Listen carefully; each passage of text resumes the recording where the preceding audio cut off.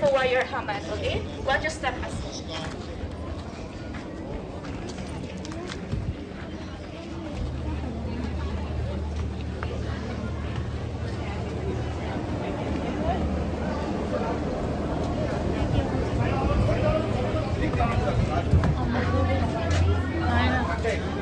So everyone, no matter how rich you are, where you from, what religion you believe in, all of us here is the same. Okay? Let me show the first one here.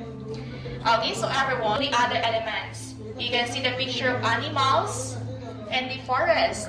In our body, this is our skin and bones. Okay, second one here. This liquid. It refers to the sculpture of the wave under sea plants and sea animals. In our body, everyone, we also have 70% of water. For example, our blood, plasma, sweat, urine, and tears. Okay, this one here. Okay, everyone.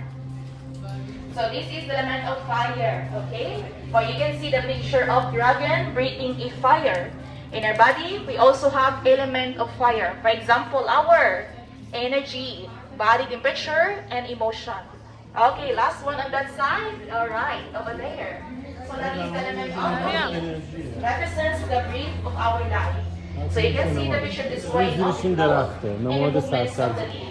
In our body, it's our gas in oxygen.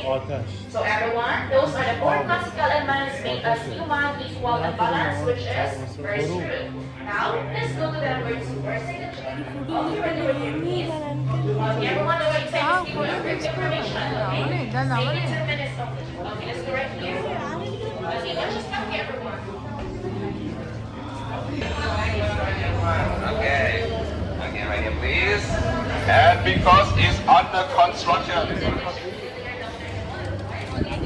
The next one is my difficult to see because it's under construction.